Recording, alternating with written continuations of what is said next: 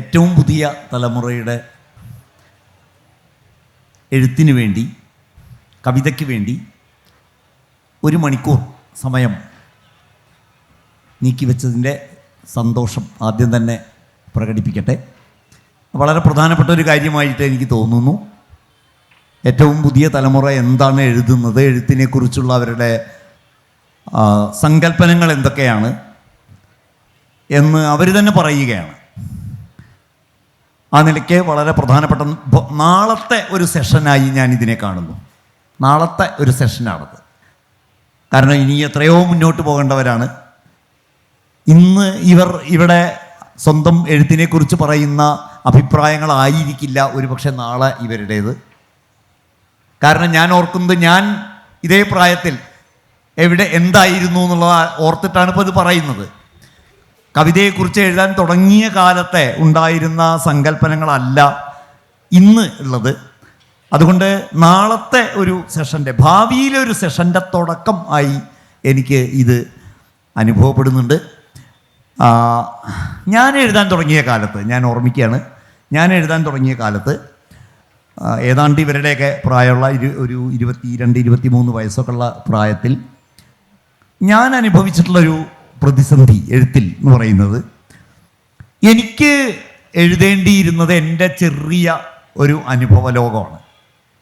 വളരെ ചെറിയ, എർത്തിലി എന്നൊക്കെ വിളിക്കാവുന്ന കുഞ്ഞു കുഞ്ഞു കുഞ്ഞു കുഞ്ഞു കാര്യങ്ങളെക്കുറിച്ചാണ് എനിക്ക് എഴുതേണ്ടിയിരുന്നത്. ഒരു 80കളുടെയൊക്കെ അവസാനം അല്ലെങ്കിൽ 90കളുടെയൊക്കെ തുടക്കത്തിൽ. പക്ഷേ അന്ന് ഞാൻ അന്ന് ഞാൻ വായിച്ചു പോന്ന മുഖ്യധാരാ മലയാള കവിത എന്ന് പറയുന്നത്, പൊതുവെ ആ കവിതയുടെ ഭാഷ എന്ന് പറയുന്നത് എല്ലാം ആയിട്ടുള്ളൊരു ഭാഷയായിരുന്നു. അതിനാടകം, അല്ലെങ്കിൽ അതിവൈകാരികത, അതിസംഗീതം ഒക്കെയുള്ള ഒരു ഭാഷയാണ് പൊതുവെ ഉണ്ടായിരുന്നത്.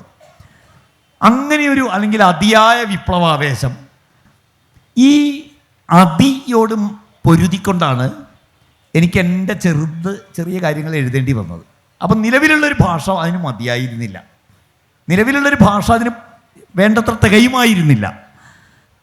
ഈ ഒരു സ്ട്രഗിൾ അനുഭവിച്ച് എഴുത്തിലേക്ക് വന്ന ഒരാൾ എന്നുള്ള നിലയിൽ നിങ്ങളോട് എനിക്ക് ചോദ്യം തുടങ്ങാനുള്ളത് അവിടുന്ന് തന്നെയാണ്. മലയാള കവിതയിലെ ഏറ്റവും പുതിയ തലമുറയുടെ പ്രതിനിധികൾ എന്ന നിലയിൽ 3 പേരോടും ഒരേ ചോദ്യം ചോദിക്കുകയാണ്. 4 പേരുണ്ട്, പ്രവീണ വരും എന്ന് വിചാരിക്കുന്നു. 4 പേരോടും ഒരേ ചോദ്യം തന്നെ ഷെയർ ചെയ്യാണ്. നിങ്ങൾ എന്താണ് എഴുതാൻ ആഗ്രഹിക്കുന്നത്? നിങ്ങൾ എഴുതാൻ ആഗ്രഹിക്കുന്നത് ഇതുവരെ മലയാള കവിതയിൽ, അല്ലെങ്കിൽ തൊട്ട് മുമ്പുള്ള നിങ്ങളുടെ കാലത്തെ കവിതയിൽ ഇല്ലാത്ത എന്തെങ്കിലും ആണോ നിങ്ങൾ എഴുതാൻ ആഗ്രഹിക്കുന്നത്? നിങ്ങൾ എഴുതാൻ ആഗ്രഹിക്കുന്ന കവിത എന്താണ്? ആ കവിത എഴുതാൻ നിലവിലുള്ള ഭാഷ തികയുമോ? ഇപ്പോഴുള്ള ഒരു ഓരോ കാലവും ഒരു പൊതു കാവ്യഭാഷ സൃഷ്ടിക്കുന്നുണ്ട് എന്ന് ഞാൻ വിചാരിക്കുന്നു. ഇപ്പോൾ നിലവിലുള്ള കാവ്യഭാഷ, ഇന്ന് നിലവിലുള്ള കാവ്യഭാഷ നിങ്ങൾ എഴുതാൻ ആഗ്രഹിക്കുന്നത്, അതിന് ഈ ഭാഷ മതിയോ? പോരെങ്കിൽ നിങ്ങളുടേതായ ഭാഷ, നിങ്ങൾ എഴുതാൻ ആഗ്രഹിക്കുന്നത് എഴുതാൻ ഭാഷയിൽ എന്ത് പണിയാണ് നിങ്ങൾ ചെയ്യുന്നത്? ഞാൻ ചോദിച്ചത് 3 കാര്യങ്ങൾ ഒറ്റ ചോദ്യത്തിൽ അടക്കിയിരിക്കുകയാണ്. നിങ്ങൾ എന്താണ് എഴുതാൻ ആഗ്രഹിക്കുന്നത്? നിങ്ങൾ എഴുതാൻ ആഗ്രഹിക്കുന്ന കവിത മുൻ തലമുറ എഴുതിയ കവിതയിൽ നിന്ന് വ്യത്യസ്തമാണോ? ആണെങ്കിൽ എന്തൊക്കെ വ്യത്യാസമാണ് അതിനുള്ളത്? അങ്ങനെ വ്യത്യസ്തമായ ഒരു കവിത എഴുതാൻ ഉള്ള തക്ക ഒരു ഭാഷ ഇന്ന് നിലവിലുണ്ടോ? ഇല്ലെങ്കിൽ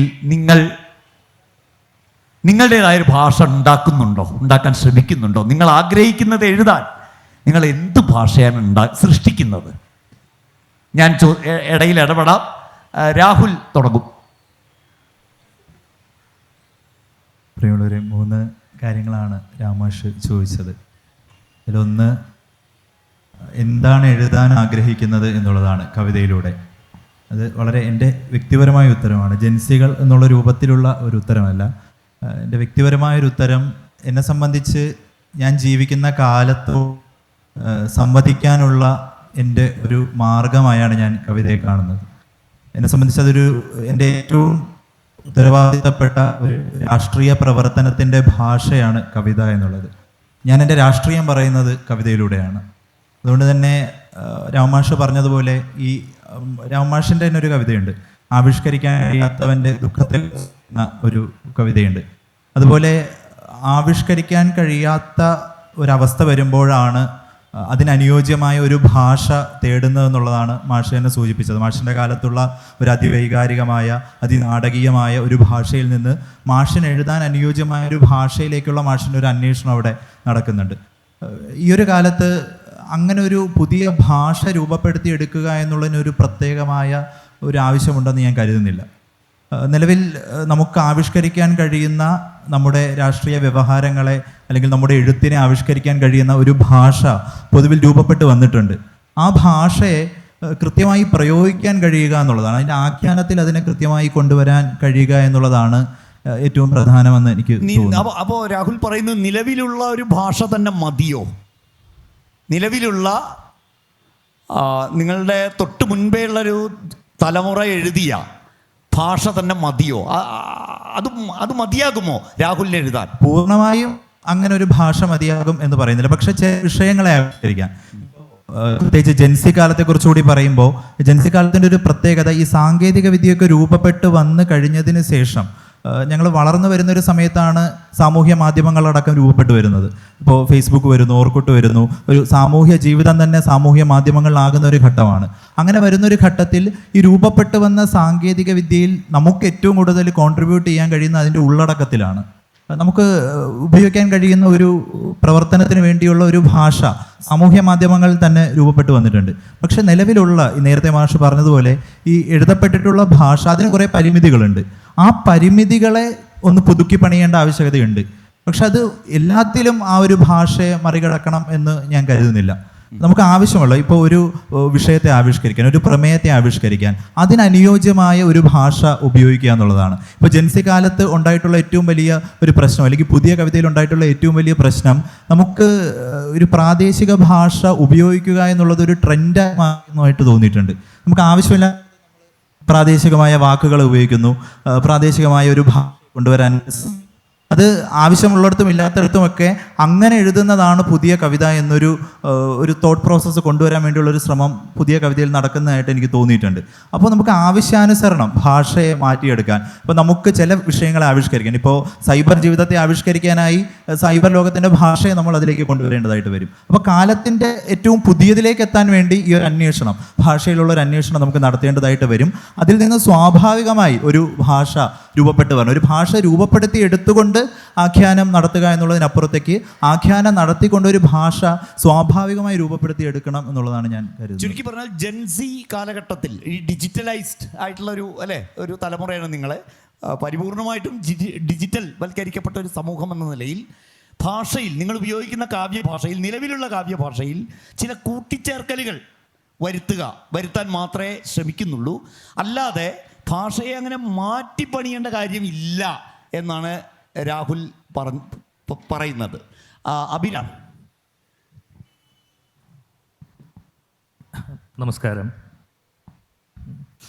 കവിത അല്ലെങ്കിൽ കവിതയുടെ ഭാഷ, സൗന്ദര്യശാസ്ത്രം, അതിനെക്കുറിച്ചൊക്കെ സംസാരിക്കുന്ന സമയത്ത് എനിക്ക് പെട്ടെന്ന് ഓർമ്മ വരുന്നത് പോസ്റ്റ് മോഡേൺ ആർട്ടിസ്റ്റായിട്ടുള്ള ബാർണറ്റ് ന്യൂമാൻ്റെ ഒരു പ്രസിദ്ധമായൊരു വാക്യം, what aesthetics is to artist, what aesthetic is to artist is what ornithology is to birds എന്നുള്ളതാണ്.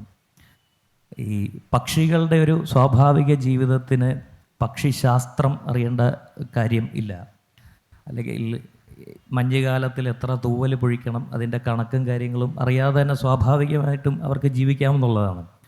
അപ്പോൾ കലയിൽ ഇടപെടുമ്പോൾ, കവിതയിൽ ഇടപെടുമ്പോൾ അതിൻ്റെ ഇത്തരം ടെക്നിക്കാലിറ്റിയിൽ ഊന്നിക്കൊണ്ടല്ല ഒരു യഥാർത്ഥ കലാകാരൻ പ്രവർത്തിക്കുന്നതെന്ന് എനിക്ക് തോന്നുന്നു. പിന്നെ തീർച്ചയായിട്ടും ഈ പറഞ്ഞ പോലെ ഈ ഒരു ഇപ്പോൾ ഉള്ള ഒരു കാവ്യഭാഷയെ പുതുക്കുന്നുണ്ടോ എന്നുള്ളതാണല്ലോ ചോദ്യം. അല്ലെങ്കിൽ ഇപ്പോൾ ഉള്ള ഒരു പൊതു കാവ്യഭാഷയിൽ നമ്മൾ സംതൃപ്തരാണോ എന്നൊക്കെ ഉള്ളതാണല്ലോ. എന്നെ സംബന്ധിച്ച് ഈ കവിതയിലെ പുതുക്കം, പുതിയതാവുക, ഭാഷയിലെ പുതുക്കം എന്നൊക്കെ ഞാൻ പേഴ്സണലി വിശ്വസിക്കുന്നത് വളരെ സബ്ജക്റ്റീവായൊരു സംഗതിയാണ്. ഈ പുതുക്കം എന്ന് പറയുന്നത്, ഭാഷയിലെ പുതുക്കം എന്ന് പറയുന്നത്, നമ്മൾ മുമ്പെപ്പോഴോ പണ്ടെപ്പോഴോ ഉള്ളൊരു കവി അല്ലെങ്കിൽ ഒരു കലാകാരൻ എഴുതി വെച്ച് മറന്നുപോയതിൻ്റെ ഒരു മിനുക്കമാണ് എന്നെനിക്ക് തോന്നുന്നു. നമ്മളെല്ലാം മറന്നുപോയ ഏതോ ഒരു കവിയുടെ മിനുക്കമാണ് ഈ പുതുക്കം എന്നെനിക്ക് തോന്നുന്നു. മുമ്പാരോ എഴുതി വെച്ച് മറന്നു പോയതിൻ്റെ മിനുക്കം ആണ് പുതുക്കം എന്ന് എനിക്ക് തോന്നുന്നു. കാര്യം ഞാൻ പുതുമ, ഭാഷയിലെ പുതുമ എന്ന് ഞാൻ മനസ്സിലാക്കുന്നത് തീർച്ചയായിട്ടും ഈ പുതുക്കം, ഭാഷയിലെ ഈ പുതുമ ഞാൻ അനുഭവിച്ചിട്ടുള്ളത് തീർച്ചയായിട്ടും സംഘകാല കവിതകളിലും അല്ലെങ്കിൽ ഉണ്ണായി വാര്യരിലും കുഞ്ചൻ നമ്പ്യാരിലും ഇടശ്ശേരിയിലും ഒക്കെയാണ് ഞാൻ വായിക്കുന്ന സമയത്ത്. അത് പുതുതാണ്. അപ്പം അതിൻ്റെ എന്താ പറയുന്നത്, ബീയിങ് കണ്ടംപററി എന്ന് പറയുന്ന സംഗതിയല്ല. ഞാൻ ഒരു സംഘകാല കവിത വായിക്കുമ്പം അല്ലെങ്കിൽ കുഞ്ചൻ നമ്പ്യാരെ വായിക്കുമ്പോൾ അതെനിക്ക് വളരെ പുതുതായിട്ട് തോന്നുന്നു. അപ്പോൾ അതാണ് എന്നെ സംബന്ധിച്ച് പുതുക്കം. ഈ കവികൾക്കും പ്രത്യേകിച്ച് കവിതയിലൊരു ജീനിയോളജി ഉണ്ടെന്ന് ഞാൻ വിശ്വസിക്കുന്നു. ഒരു കവികളുടെ ഒരു ജനിതക ധാര ഉണ്ടെന്ന് ഞാൻ വിശ്വസിക്കുന്നു. ഒരു ജീനിയോളജി, ഈ ഇടശ്ശേരി ആയാലും വൈലോപ്പള്ളി എന്ന് പറഞ്ഞിങ്ങനെ വരുന്ന, അല്ലെങ്കിൽ കുഞ്ചൻ നമ്പ്യാർ, ഉണ്ണായി വാര്യർ, ഇങ്ങനെ വരുന്ന ഒരു ജീനിയോളജി കവികൾക്ക് ഉണ്ട്. പി രാമൻ വരെയും അല്ലെങ്കിൽ അൻവർ അലി എന്ന് പറയുന്ന ഒരു വലിയൊരു വംശാവലിയാണ്, ഒരു ജനിതക ധാരയാണ്. അതിൽ എവിടെയോ ഉൾപ്പെടാൻ സാധിച്ചതിലെ ഒരു സന്തോഷമാണ് എനിക്കുള്ളത്. അപ്പോൾ ഞാൻ ബേസിക്കലി ചെയ്യുന്നത് എന്താണെന്ന് വെച്ചാൽ, നിങ്ങളെല്ലാം ഉൾപ്പെടുന്ന ഈ ജനിതക ധാരയിലെ എല്ലാവരും കൊത്തുവേല ചെയ്യുന്നത് ഒരേ കല്ലുകൊണ്ടാണ്. ഭാഷ എന്ന് പറയുന്ന ഒരേ കല്ലുകൊണ്ടാണ്. ഈ കല്ലുപയോഗിച്ച് നിങ്ങളെല്ലാം ഉപയോഗിച്ച അതേ കല്ലുകൊണ്ട്, അതേ ആണി കൊണ്ട് എനിക്ക് രസം തോന്നുന്ന തരത്തിലൊരു വടിവ് കൊത്തിയെടുക്കുക എന്നുള്ളത് മാത്രമാണ് ഞാൻ ചെയ്യുന്നത്. അത് പുതുതാണോ എന്ന് ചോദിച്ചാൽ എനിക്കറിയില്ല. ഞാനതിനെക്കുറിച്ച് ആലോചിച്ചിട്ടില്ല. ഭാഷ പുതുക്കപ്പെടുന്നുണ്ടോ എന്നുള്ളത് സത്യത്തിൽ എൻ്റെ ഒരു കൺസേണും അല്ല. ഈ അതൃപ്തി എന്താണ്? ഈ അതൃപ്തി എന്താണ്? അത് പറയൂ. അതൃപ്തി, നിലവിലുള്ള ഒരു കാവ്യഭാഷയോട് അതൃപ്തി ഇല്ലെങ്കിൽ പിന്നെ എന്തിനാ നിങ്ങൾ എഴുതുന്നത് എന്ന് വെച്ചാൽ, സ്വാഭാവികമായിട്ടും എൻ്റെ വായനയുടെ ഒരു എക്സ്റ്റൻഷനാണ് എൻ്റെ എഴുത്ത്. അപ്പോൾ ഒരു കോപ്പയിൽ, ഒരു ജഗ്ഗിൽ ഒരു 70% വെള്ളമുണ്ട് എന്ന് വിചാരിക്കുക. അതാണ് എൻ്റെ വായന. ഈ 70%-ത്തിൽ കവിഞ്ഞ് എന്തെങ്കിലും ഒരു പാനീയം കിട്ടുമോ എന്നറിയാൻ വേണ്ടിയാണ്. ഈ 70%-ത്തിൽ നിന്ന് കുറച്ചുകൂടെ അതിനെ മുന്നോട്ട് വെക്കാൻ കഴിയുമോ എന്നുള്ളൊരു അന്വേഷണത്തിന് വേണ്ടിയാണ് എഴുതുന്നത്. അതിൽ അതൃപ്തി ഉണ്ട്. അതെ, ആ അതൃപ്തി പരിഹരിക്കാൻ ഭാഷയിലല്ലേ പണിയേണ്ടത്?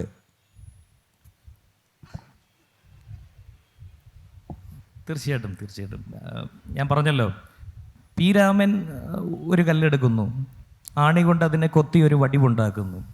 ഇതേ കല്ലിൻ്റെ ഒരു അസംസ്കൃതമായ ഒരു പതിപ്പ് എൻ്റെ കയ്യിലും കിട്ടുന്നു. ഭാഷയാണ് ഈ കല്ല്. അപ്പം എനിക്ക് അതിനകത്ത് വേണ്ട എന്ന് തോന്നുന്ന ചീളുകളും നൂലുകളും ഞാൻ കൊത്തി മാറ്റുന്നു. എനിക്ക് തൃപ്തിയുള്ളൊരു വടിവ് ഞാൻ തെളിച്ചെടുക്കുന്നു. ഈ കൊത്തുവേല കാരണം ചില വിരലുകൾ മടങ്ങുന്ന പോലുമില്ല ഈ പണിയെടുത്തിട്ട്, ഭാഷയിലുള്ള പണി കാരണം. അപ്പോൾ ആ പണി ഞാൻ ചെയ്യുന്നുണ്ടെന്ന് ഞാൻ വിശ്വസിക്കുന്നു. അത് പുതുതാക്കുകയാണോ കുറച്ചുകൂടെ പുറകോട്ടാക്കുകയാണോ എന്നൊന്നും എനിക്കറിയില്ല. പുറകോട്ട് എന്നത് അഭിരാം എസ് എന്ന കവിയുടെ കവിതയിലെ വളരെ പ്രധാനപ്പെട്ട ഒരു കീ വേർഡാണ്.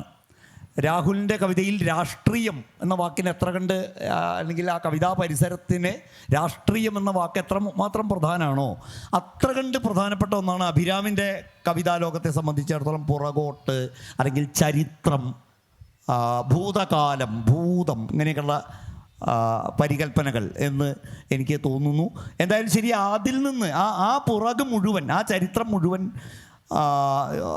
ഈ പുതിയ കവിയുടെ പുതിയൊരു കാര്യം എഴുതാൻ സമയത്ത് കവിയുടെ പശ്ചാത്തലത്തിൽ ഉണ്ട് എന്നാണ് അഭിരാം പറഞ്ഞതിൻ്റെ സാരം. ഉണ്ണായി വാര്യരിലേക്ക് വരെ അത് എത്തി. കാർത്തിക്കിൻ്റെ പുസ്തകത്തിൻ്റെ പേര് തന്നെ ക്ലിങ് എന്നാണ്. അടുത്തിടെ പുറത്തിറങ്ങിയ DC ബുക്സ് പ്രസിദ്ധീകരിച്ച കവിതാ സമാഹാരത്തിൻ്റെ കാർത്തിക്കിൻ്റെ ആദ്യ സമാഹാരം, ഈ 4 കവികളുടെയും ആദ്യ സമാഹാരങ്ങൾ DC ബുക്സിലൂടെ അടുത്തിടെയാണ് പുറത്തു വന്നത്. കാർത്തിക്കിൻ്റെ പുസ്തകത്തിൻ്റെ പേര് തന്നെ ക്ലിങ് എന്നാണ്. അങ്ങനെ ഒരു പേര് ഒരു പക്ഷേ മുൻപ് നമ്മൾ കാണാത്തൊരു പുസ്തകത്തിന് ഇടാൻ സാധ്യതയില്ലാത്ത, പഴയൊരു കവി ഇടാൻ സാധ്യതയില്ലാത്തൊരു പേരാണ് ക്ലിങ് എന്നുള്ള പേര്. തീർച്ചയായിട്ടും ഭാഷയെക്കുറിച്ച് കാർത്തിക്കിനൊരു സങ്കല്പന, ഭാഷയെക്കുറിച്ച് മാത്രമല്ല, എൻ്റെ ചോദ്യം ഭാഷയെക്കുറിച്ചല്ല, എന്താണ് നിങ്ങൾ എഴുതാൻ ആഗ്രഹിക്കുന്നത്? എഴുതാൻ ആഗ്രഹിക്കുന്ന ഇത് എഴുതാൻ വേണ്ട ഒരു ഭാഷ നിലവിലുണ്ടോ? ഇല്ലെങ്കിൽ നിലവിലുള്ള ഭാഷയോട് നിങ്ങളുടെ അതൃപ്തി എന്താണ്? അങ്ങനെ അതൃപ്തി ഉണ്ടെങ്കിൽ നിലവിലുള്ള നിങ്ങൾക്ക് എഴുതേണ്ട ഒരു ഭാഷ, എഴുതാനുള്ള ഒരു ഭാഷ ഇവിടെ ഇല്ലെങ്കിൽ അതുണ്ടാക്കാൻ നിങ്ങൾ എന്ത് പണിയാണ് ചെയ്യുന്നത്? നമസ്കാരം. ഇത് 3-4 ചോദ്യം ഒപ്പം വരും ചെയ്തു. ഇതിനൊക്കെയും ഉള്ളൊരു ഉത്തരം കൃത്യമായിട്ടില്ല അതിന്. എന്നാലും ഇപ്പോൾ എല്ലാ കാലത്തും ആ കാലം ഒരു പൊതു കാവ്യഭാഷ ഉണ്ടാക്കും. ഇപ്പോൾ പാട്ട്, മണിപ്രവാളം എന്നൊക്കെ പറയുന്ന പോലെ ഒരു പൊതു ഭാഷ ഉണ്ടാക്കും. ഞാൻ എപ്പോഴും ശ്രമിക്കാറുള്ളത്, ഞാൻ അറ്റംപ്റ്റ് ചെയ്യാറുള്ളത് ഇത് ഫോളോ ചെയ്യാതിരിക്കാനാണ്. അത് ബോധപൂർവം ഫോളോ ചെയ്യാതിരിക്കാൻ ഞാൻ എൻ്റെ എഴുത്തിൽ ശ്രമിക്കാറുണ്ട്. അത് അറിയാതെയൊക്കെ വരികയാണെങ്കിൽ പോട്ടെ എന്ന് വെച്ച് കവിതയുടെ പവേരം പറഞ്ഞ ഈ ജീനിയോളജി, ഇതൊന്നായിട്ട് ബന്ധമില്ലാത്ത, ചരിത്രമായിട്ട് ഇല്ലാത്ത, ഈ മീഡിയത്തിൻ്റെ ഹിസ്റ്ററിയെ ഫുള്ള് നിരാകരിച്ച്, പാരമ്പര്യത്തെ ഫുള്ള് നിരാകരിച്ചൊരു പുതിയ കരകൗശല വസ്തു ഉണ്ടാക്കുക എന്നുള്ളതല്ല, മറിച്ച് എൻ്റേതായിട്ടുള്ള ഒരു പേഴ്സണൽ പ്രോസസ്സ് എഴുത്തിന് രൂപപ്പെടുത്തുക എന്നതിനാണ് ഞാൻ ശ്രമിച്ചിട്ടുള്ളത്. അതിനെനിക്കുള്ള ഒരു തരം ആത്മവിശ്വാസം നമ്മളെല്ലാവരും, ഇപ്പോൾ രാമാഷൊക്കെ ഇടയ്ക്കിടയ്ക്ക് പറയാറുണ്ട്, ഇപ്പോൾ മുഖ്യധാരയിൽ നിന്ന് മാറി നടക്കാൻ ശ്രമിക്കുന്നതിൽ ചില പ്രശ്നങ്ങളുണ്ടെന്ന് പറയാറുണ്ട്. പക്ഷേ ഞങ്ങളൊക്കെ കോമൺ ആയിട്ട്, ഞാനും അഭിരാമൊക്കെ എപ്പോഴും പറയും, കവിത അങ്ങനെ ഒരു സമകാലികതയുടെ കല മാത്രമല്ല എന്നുള്ളൊരു ധാരണയുള്ളതുകൊണ്ട് നമുക്ക് മറ്റൊന്ന് ട്രൈ ചെയ്യാൻ, എല്ലാ കാലത്തേക്കും എല്ലാ സമയത്തേക്കും എല്ലാവരിലും ഉള്ളൊരു പോയിൻ്റ് അതിലുണ്ട് എന്നുള്ളൊരു വിശ്വാസമുള്ളതുകൊണ്ട് അങ്ങനെ ഒരു കണ്ടംപററി രീതികൾ ഫോളോ ചെയ്യാതിരിക്കാൻ, അങ്ങനെ പൊതുകാവ്യ ഭാഷയുണ്ടെങ്കിൽ അത് ഫോളോ ചെയ്യാതിരിക്കാൻ ഞാൻ ശ്രമിക്കാറുണ്ട്. പിന്നെ ഭാഷയെ പറ്റി പറയുമ്പോൾ എനിക്കെപ്പോഴും അതൊരു അത്ഭുതത്തെ നോക്കുന്നത് പോലെ അല്ലാതെ എനിക്ക് ഭാഷയെ നോക്കാൻ കഴിഞ്ഞിട്ടില്ല. ഇപ്പോൾ ഒരു കുട്ടി ഒരു ഭൂതത്തെയൊക്കെ കാണുന്നത് പോലെ അത്ര വിസ്മയത്തോടെ ആണ് ഞാൻ ഭാഷയെ കാണാറുള്ളത്. ഇപ്പോൾ മാർട്ടിൻ ഹൈഡഗറൊക്കെ പറഞ്ഞിട്ടുണ്ട്, language is a house of being, ഉണ്മയുടെ വീടാണ്. അപ്പോൾ എൻ്റെ ഒരു ധാരണ, എനിക്ക് അതിൻ്റെ ഉള്ളിൽ കയറിയിട്ട് ചിലത് ചെയ്യാനുണ്ട്. ഈ ഞാൻ വിസ്മയം എന്ന് വിചാരിക്കുന്ന ഭാഷയുടെ ഉള്ളിൽ എനിക്ക് ചില കാര്യങ്ങൾ ചെയ്യാറുണ്ട്. അതിന് ചില വ്യവസ്ഥകൾ എൻ്റെ ഇഷ്ടത്തിനനുസരിച്ച്, എൻ്റെ രസത്തിന്, എൻ്റെ കളിമട്ടിനനുസരിച്ച് ഞാൻ ഉണ്ടാക്കുന്നു. ഇപ്പോൾ ഓഗ്ഡൻ നാഷ് എന്ന് പറയുന്നൊരു കവിയുണ്ട്. അയാളുടെ ഒരു കവിതയുടെ പേര് ഫ്ലീസ് എന്നാണ്. ഫ്ലീസ്, ആഡം ഹാഡ് ദം, ഇത്രയേ ഉള്ളൂ, ആദം ഹാഡ് ദം. അപ്പോൾ ഇതൊരു തരം കളിയാണല്ലോ. നാഷിൻ്റെ ഭാഷയിൽ ഒരു കളി കളിക്കുന്നു. അപ്പം ഞാൻ എൻ്റെ ഭാഷയിൽ എനിക്കിഷ്ടമുള്ള വളരെ സരളമായുള്ള രീതിയിൽ ചില വ്യവസ്ഥകളും ചില വരകളൊക്കെ ഉണ്ടാക്കിയിട്ട് ഈ വിസ്മയത്തിൻ്റെ ഉള്ളിൽ ഇതൊക്കെ കൊണ്ട് കയറി കളിക്കുന്നു. അപ്പോൾ അതിൽ പ്രവർത്തിക്കുന്ന തീർച്ചയായിട്ടും ഞാൻ ജീവിക്കുന്ന, എനിക്ക് ഇഷ്ടമല്ല ഒരു ജീവിതം, അതുപോലെ ഇപ്പം എൻ്റെ താല്പര്യങ്ങൾ, എൻ്റെ മറ്റഭിരുചികൾ, അതുപോലെ ഞാൻ തന്നെ എന്നെ ഒരു സബ്ജക്റ്റായിട്ട് വളർത്തി ഇതിനെ കൊണ്ടൊക്കെ എൻ്റെ ചുറ്റുമുള്ള എല്ലാത്തിനെയും കൊണ്ട് ഈ ഭാഷ എന്ന് പറയുന്ന വലിയൊരു അത്ഭുതത്തിൻ്റെ ഉള്ളിൽ കയറി ഇരുന്ന് പണിഞ്ഞ്, അഭിരാം പറഞ്ഞ പോലെ കുത്തുവേല ചെയ്ത് ഒരു സംഗതി കണ്ടെത്താൻ, മറ്റൊരു വാതിലുണ്ടെങ്കിൽ അത്, അല്ലെങ്കിൽ മറ്റൊരു വസ്തു ഉണ്ടെങ്കിൽ അത്, മറ്റൊരു അവസ്ഥ ഉണ്ടെങ്കിൽ അത് കണ്ടെത്താനാണ് ഞാൻ ശ്രമിക്കാറുള്ളത്. ഭാഷ കൊണ്ട് കളിക്കുന്നതിനെ കുറിച്ചാണ് കാർത്തിക് പറയുന്നത് അല്ലേ? ഭാഷയിൽ ഈ ഓഗ്ഡൻ നാഷിനെ കുറിച്ച് പറഞ്ഞു. അതേപോലെ മലയാളത്തിലും അതേപോലെ ഭാഷ കൊണ്ട് കളിച്ച പഴയ കവികളുണ്ടല്ലോ. അത്തരം കവികളുടെ കവിതകൾ തീർച്ചയായിട്ടും നമ്പ്യാരൊക്കെ എൻ്റെ ഫേവറേറ്റ്. കുഞ്ചൻ നമ്പ്യാരൊക്കെ ഫേവറേറ്റ് ആണ്. ഓക്കെ, ശരി, നമുക്ക് അടുത്ത റൗണ്ടിൽ തിരിച്ചു വരാം. പ്രവീണ യുടെ ഒരു കവിതയുണ്ട്, പൂക്കുന്നിതാ മുല്ല അല്ലേ? പൂക്കുന്നിതാ മുല്ല പൂക്കുന്നിലഞ്ഞി എന്നുള്ളൊരു കവിതയുണ്ട്. ഒരു പുതിയ തലമുറ പൂക്കുന്നതിനെ കുറിച്ചാണ് ആ കവിതയിൽ പറയുന്നത്. ഒരു പുതിയ തലമുറ പൂത്ത് വരുന്നതിനെ കുറിച്ചാണ് പ്രവീണ ആ കവിതയിൽ പറയുന്നത്. ഇവിടെ ഇതാ ഒരു പുതിയ തലമുറ പൂക്കുന്നതാണ് നമ്മൾ കാണുന്നത്. പക്ഷേ ഒരു പുതിയ തലമുറ പൂക്കുന്നതിനെ കുറിച്ച് പറയുമ്പോൾ കുമാരനാശാൻ്റെ പഴയൊരു വരി അതിൻ്റെ പശ്ചാത്തലത്തിൽ പ്രവീണയെ പോലെ ഒരു കവി കൊണ്ടുവരുന്നു, ഒരു പുതിയ ഒരു ജെൻസി കവി കൊണ്ടുവരുന്നു. എനിക്ക് നേരത്തെ സംസാരിച്ച 3 പേരും സത്യം പറഞ്ഞാൽ പുതിയതായി നിങ്ങൾ ഉണ്ടാക്കുന്നതിനെക്കുറിച്ച് ചോദിക്കുമ്പോൾ അവരെല്ലാവരും ഒരുപോലെ പറഞ്ഞത് പഴയതിനെക്കുറിച്ച് കൂടിയാണ് പറഞ്ഞത്. പ്രവീണ പറയുന്നതിന് മുമ്പ് തന്നെ ആ കവിത വായിക്കുമ്പോൾ തന്നെ, പ്രവീണയുടെ കവിത വായിക്കുമ്പോൾ തന്നെ മലയാള കവിതയുടെ ചരിത്രം അല്ലേ, മലയാള കവിതയുടെ ഒരു കാവ്യ പശ്ചാത്തലം പ്രവീണയുടെ കാവ്യ ലോകത്തുണ്ട്. പുതിയത് എഴുതുമ്പോഴും, തീർച്ചയായിട്ടും പുതിയത് എഴുതുമ്പോഴും പ്രവീണയുടെ കാവ്യ ലോകത്തുണ്ട്. എന്താണ് പ്രവീണ എന്താണ് പുതുതായിട്ട്? ഞാൻ നേരത്തെ പറഞ്ഞ ചോദ്യം ആവർത്തിക്കാൻ പ്രവീണ വൈകിയാണ് വന്ന് 2-3 ചോദ്യം ഒറ്റ ശ്വാസത്തിൽ ചോദിക്കുകയാണ് ചെയ്തത്. സംഗതി ഇത്രയേ ഉള്ളൂ. പ്രവീണ എന്താണ് എഴുതാൻ ആഗ്രഹിക്കുന്നത്? എഴുതാൻ ആഗ്രഹിക്കുന്ന അത് എഴുതാൻ വേണ്ട ഒരു ഭാഷ നിലവിൽ നമ്മുടെ കാവ്യഭാഷയിലുണ്ടോ? ഈ ഭാഷ മതിയോ? ഇപ്പോഴുള്ള തലമുറയുടെ ഒരു മില്ലിനിയം ജനറേഷൻ്റെ അല്ലേ, മില്ലിനിയം തലമുറയുടെ, ഞങ്ങൾ അതിന് മുന്നേയുള്ള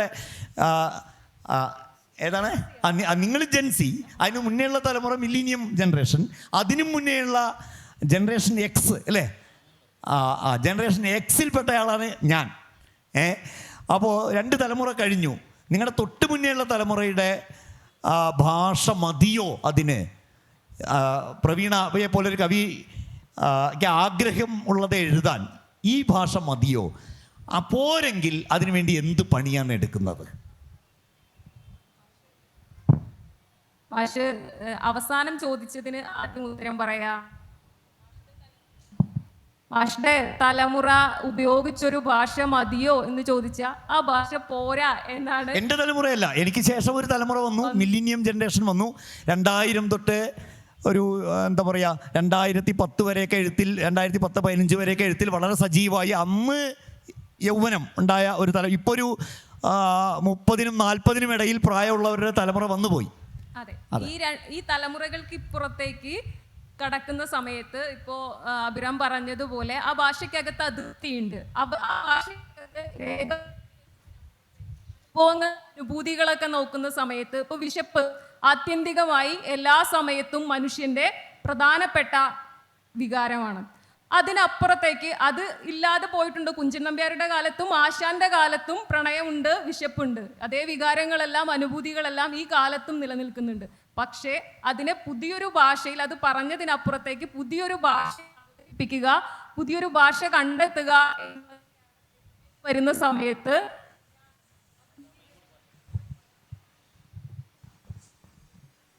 എഴുത്തിലേക്ക് വരുന്ന സമയത്ത് അഭിമുഖീകരിക്കേണ്ടി വന്നത് എന്നതാണ് മാഷ് ചോദിച്ച ആദ്യത്തെ ചോദ്യത്തിനുള്ള ഉത്തരം എന്ന് തോന്നുന്നു. പിന്നെ പൂക്കുന്നിതാമുല്ല പൂക്കുന്നിലഞ്ഞി എന്ന കവിത എഴുതുന്ന സമയത്ത് ആശാന്റെ കാവ്യലോകത്തെ തീർച്ചയായും സ്മരിക്കപ്പെടും. പക്ഷെ അതിൽ നിന്ന് അതിൻ്റെ ആശയലോകത്തോടാണോ ചേർന്ന് നിന്നത് എന്നെനിക്ക് സംശയമുണ്ട്. തീർത്തും വേറിട്ട ഒരു ആശയത്തെ സംവേദനം ചെയ്യാനാണ് ഞാൻ ശ്രമിച്ചത്. അതിന് ആ ഭാഷ എത്ര കണ്ട് ഷാർപ്പാക്കാൻ വേണ്ടി കഴിയുമോ, എത്ര കണ്ട് മുനച്ചെത്തി കുറിപ്പിച്ചെടുക്കാൻ വേണ്ടി കഴിയുമോ ആ നിലയ്ക്കൊക്കെ അതിനെ പരുവപ്പെടുത്തിയെടുക്കാൻ വേണ്ടി ശ്രമിച്ചിട്ടുണ്ട്. ഇപ്പം എനിക്ക് തൊട്ട് മുമ്പുള്ള ഒരു തലമുറ, സിന്ധു കെ വി, അമ്മു ദീപ, റീമ ജോയി പോലെയുള്ള തൊട്ട് മുമ്പേ ഉള്ള തലമുറ എഴുതി വന്നതിൽ നിന്ന് ഒരു പടി കൂടെ അപ്പുറത്തേക്ക് എനിക്ക് ചെന്ത് ചെയ്യാനാകും. അതിനപ്പുറത്തേക്ക് എനിക്കൊന്നും ചെയ്യാനില്ലെങ്കിൽ ഈ പണി ഞാൻ അവസാനിപ്പിക്കണം എന്നാണ് ഞാൻ കരുതുന്നത്. അതിനപ്പുറത്തേക്ക് ഒരു പടി എനിക്ക് കടക്കാൻ പറ്റുന്നില്ല എന്ന് എനിക്ക് എപ്പോൾ തോന്നുന്നുവോ പിന്നീട് ഞാൻ ഈ പണിയുമായി മുന്നോട്ട് പോവേണ്ടതില്ല എന്നുള്ളതാണ് ഇതുമായി ബന്ധപ്പെട്ട് ഞാൻ ആലോചിക്കുന്നത്. അതെ, അത് തന്നെയാണ് നമ്മുടെ ഈ പറഞ്ഞ ഞാൻ ചോദിച്ചതിൻ്റെ ഒരു കാതൽ, ഒരു സാരം പ്രവീണ പി പറഞ്ഞതിലുണ്ട് അല്ലേ. ഒരു വ്യത്യാസം കൊണ്ടുവരാൻ അതിനുവേണ്ടി പ്രവീണ ചെയ്യുന്ന ഭാഷയിൽ ചെയ്യുന്ന ചില കൊത്തുവേലകളെക്കുറിച്ച്, ചില പണിത്തരങ്ങളെക്കുറിച്ച് കൂടി ഒന്ന് പറഞ്ഞാൽ നന്നാവും. ഞാൻ പലപ്പോഴും സ്ത്രീ എന്ന നിലയിൽ എങ്ങനെ ഏറ്റവും തുറന്ന്, ഏറ്റവും ഫ്രീ ആയിട്ട്, ഏറ്റവും സ്വതന്ത്രമായിട്ട് എങ്ങനെ എഴുതാം, ഏറ്റവും ഷാർപ്പായിട്ട് എൻ്റെ വികാരങ്ങളെ എനിക്ക് എങ്ങനെ അടയാളപ്പെടുത്താം എന്നാണ് ആലോചിച്ചിട്ടുള്ളത്. ആ നിലയ്ക്ക് ഞാൻ എന്നെക്കുറിച്ച് പറയുമ്പോൾ എന്താണോ എൻ്റെ ഭാഷ, ഒളിയില്ലാതെ മറയില്ലാതെ എനിക്ക് എങ്ങനെ പറയാൻ പറ്റും, ഒട്ടും ആലങ്കാരികമല്ലാതെ എനിക്ക് എങ്ങനെ ആവിഷ്കരിക്കാൻ പറ്റും എന്നുള്ളതാണ് ആലോചിച്ചത്. കുറെ കൂടി സ്വതന്ത്രമാവുക അല്ലെ?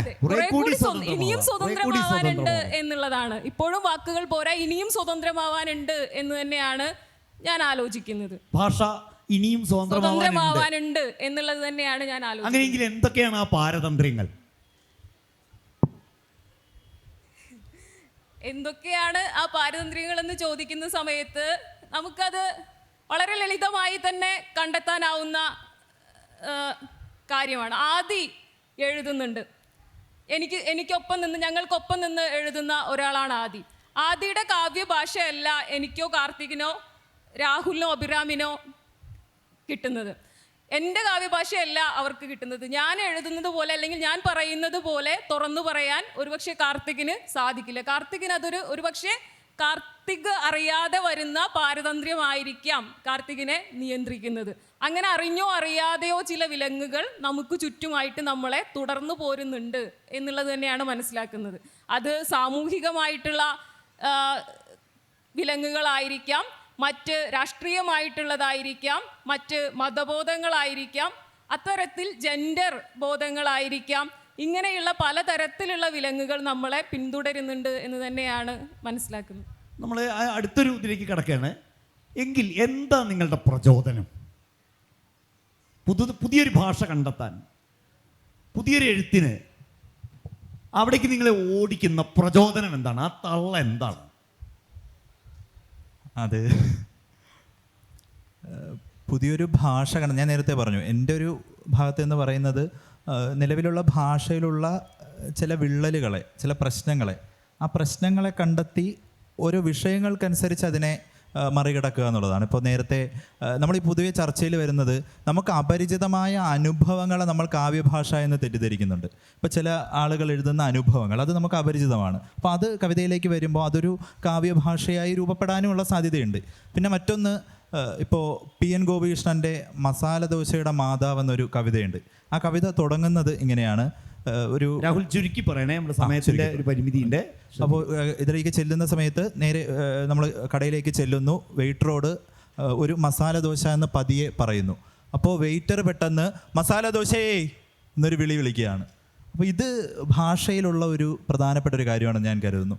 രണ്ട് തരത്തിൽ നമുക്ക് ഭാഷ ഉപയോഗിക്കാം. ഒന്ന് ഈ നിശബ്ദതയുടെ ഭാഷയാണ്. നമ്മുടെ ജെൻസി തലമുറ ചായക്കടയിലിരുന്ന അലമുറയിട്ട് വിളിച്ച ഒരു ഭാഷയിൽ കടന്നു വന്ന ഒരു തലമുറയല്ല. ഞങ്ങൾ കഫേകളിലിരുന്നാണ് സംസാരിച്ചിട്ടുള്ളത്. പക്ഷേ കഫേകളിലിരുന്ന് സംസാരിക്കുമ്പോഴും സംസാരിക്കുന്നതിനകത്ത് പുലർത്തുന്ന സൂക്ഷ്മമായൊരു രാഷ്ട്രീയമുണ്ട്. അത് ഞങ്ങളുടെ കവിതകളിൽ ഞങ്ങൾ പ്രതിഫലിക്കുന്നുണ്ട്. അപ്പോൾ കവിത എന്നുള്ളത് വളരെ ഡിവൈനായിട്ടുള്ള, ഇത്തരം വിഷയങ്ങൾ കടന്നു വരാൻ പാടില്ലാത്ത വ്യക്തിപരമായ അനുഭവങ്ങളുടെ ഒരു നിറമായി നിൽക്കുന്ന ഒന്ന് മാത്രമാണെന്ന് കരുതുന്ന ഒരു തലമുറയല്ല ഞങ്ങൾ.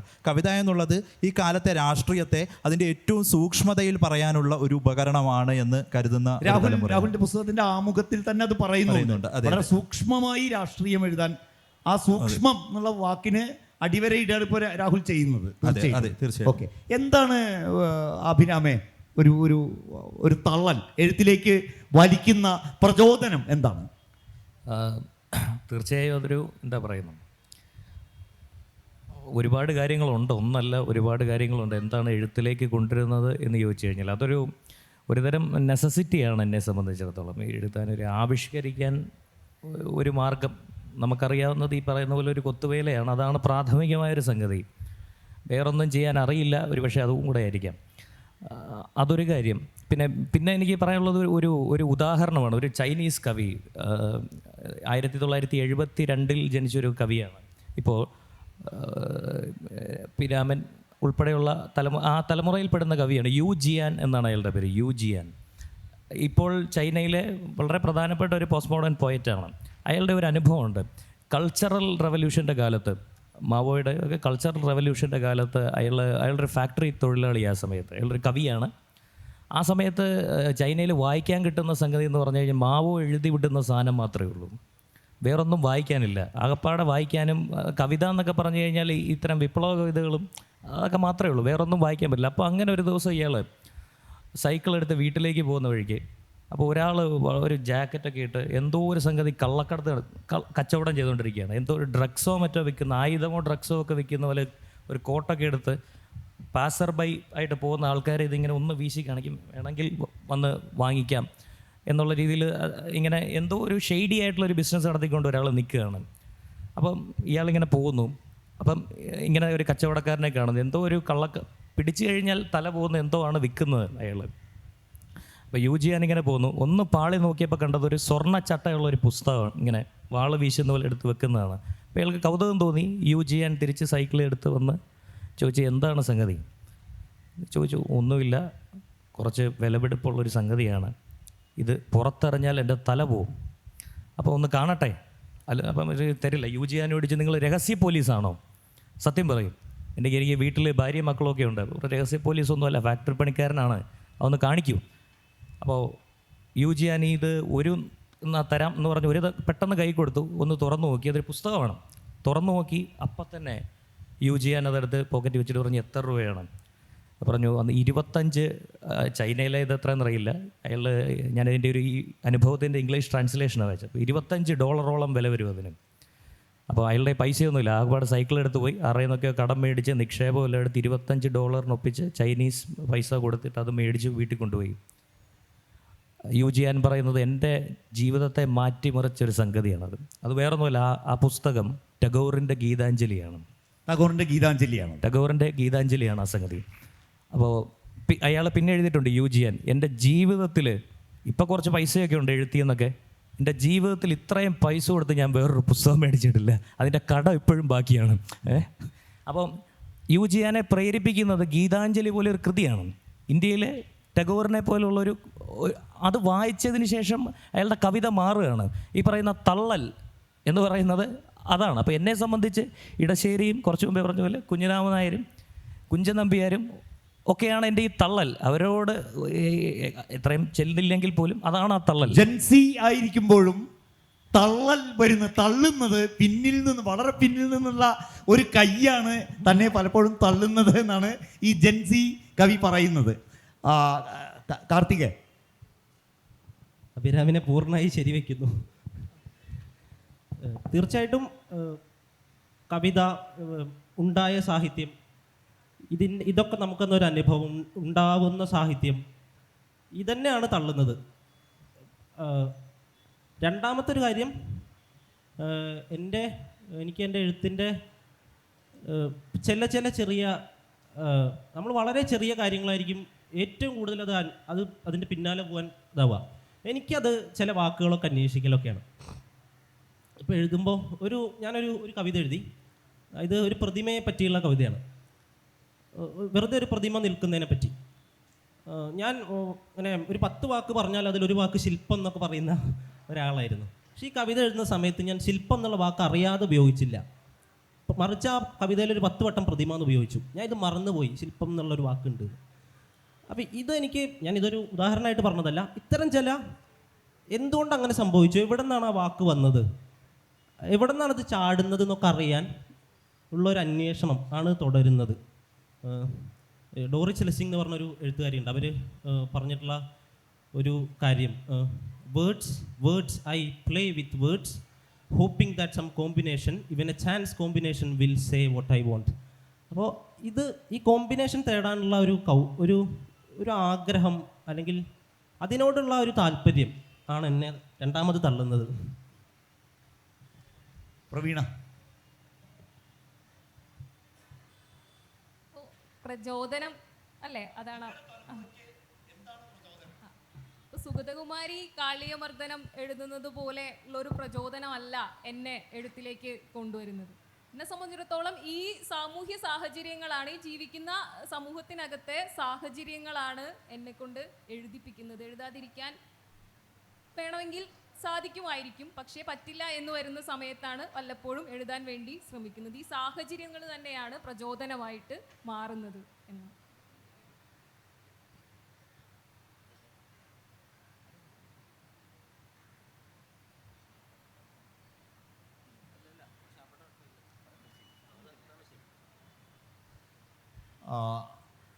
മലയാള കവിത ഒരു പ്രത്യേകത എന്ന് പറയുന്നത് എനിക്ക് തോന്നുന്നു ഫിക്ഷനുമായിട്ട് കമ്പയർ ചെയ്യുമ്പോൾ, താരതമ്യം ചെയ്യുമ്പോൾ അത് വളരെ വെളിപ്പെടുന്നതാണ് ഞാൻ വിചാരിക്കുന്നത്.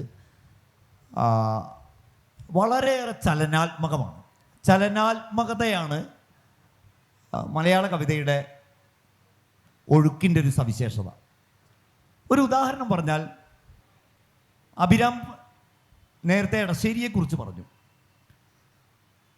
അല്ലെങ്കിൽ പ്രവീണ കുമാരനാശാനെക്കുറിച്ച് പറഞ്ഞു, ആശാൻ കവിതയെക്കുറിച്ച് പറഞ്ഞു. ആശാനോ എടശ്ശേരിയോ ഇന്ന് എണീറ്റ് വന്ന് നിങ്ങളുടെ കവിത വായിക്കുകയാണെങ്കിൽ, ആശാൻ അല്ലെങ്കിൽ എടശ്ശേരി എണീറ്റ് വന്ന് നിങ്ങളുടെ കവിത വായിക്കുകയാണെങ്കിൽ, ആ ഭാഷ അവർക്ക് മനസ്സിലാവും. തിരിച്ച് ഞാൻ ഫിക്ഷനുമായിട്ട് കമ്പയർ ചെയ്ത് പറയുകയാണെങ്കിൽ, തകഴി എണീറ്റ് വന്ന് ബെന്യാമിൻ്റെ നോവൽ വായിച്ചാൽ അത്ര പ്രശ്നം ഉണ്ടാവില്ല എന്നാണ് ഞാൻ വിചാരിക്കുന്നത്. അത്ര പ്രശ്നം ഉണ്ടാവില്ല. തകഴി എണീറ്റ് വന്നിട്ട് ബെന്യാമിൻ്റെ നോവൽ വായിച്ചാൽ, അല്ലെങ്കിൽ കാരൂര് എഴുന്നേറ്റ് വന്നിട്ട് എസ് ഹരീഷിൻ്റെ കഥ വായിച്ചാൽ കാരൂരിന് മനസ്സിലാവാത്ത പ്രശ്നം വരും എന്ന് ഞാൻ വിചാരിക്കുന്നില്ല. പക്ഷേ ഏറ്റവും പുതിയ തലമുറയുടെ കവിത ആശാനോ എടശ്ശേരിയോ ചങ്ങമ്പുഴയോ ഒക്കെ വന്ന് വായിച്ചാൽ അവർക്ക് ആ ഭാഷ മനസ്സിലാവുമോ? നിങ്ങളുടെ അപ്പോൾ ആ നിലയ്ക്ക് മലയാള കവിതയുടെ ഈ ചരിത്രത്തിൻ്റെ പശ്ചാത്തലത്തിൽ വെച്ച് നിങ്ങളുടെ ഭാഷ എന്ത് മനസ്സിലാവായികയാണ് സൃഷ്ടിച്ചത്? മനസ്സിലാവായിക സൃഷ്ടിക്കുക, പുതിയൊരു മനസ്സിലാവായിക സൃഷ്ടിക്കുക എന്നത് ഓരോ തലമുറയും ചെയ്യേണ്ട ഒരു പണിയാണ് കവിതയിൽ എന്നുകൂടി ഞാൻ വിചാരിക്കുന്നു. അങ്ങനെയെങ്കിൽ ജൻസി എന്നുള്ള നിലയിൽ എന്ത് മനസ്സിലാവായികയാണ് നിങ്ങളുടെ തലമുറ സൃഷ്ടിച്ചത് എന്നുകൂടി പറഞ്ഞ് നമുക്ക് വേഗം അവസാനിപ്പിക്കാം ഒരൊറ്റ വാചകത്തിൽ. രാമമാഷ് ഞങ്ങളുടെ കവിത വായിച്ച് മനസ്സിലാക്കിയെന്നുണ്ടെങ്കിൽ ആശാനും ജീവിച്ചിരുന്നെങ്കിൽ അവർ ഈ കാലത്തോട് സമ്മതിക്കുന്ന ആളുകളായി ജീവിക്കുമായിരുന്നു. അതുകൊണ്ട് തന്നെ ഞങ്ങളുടെ ഭാഷ മനസ്സിലാകുമായിരുന്നു എന്നാണ് ഞങ്ങൾ കരുതുന്നത്.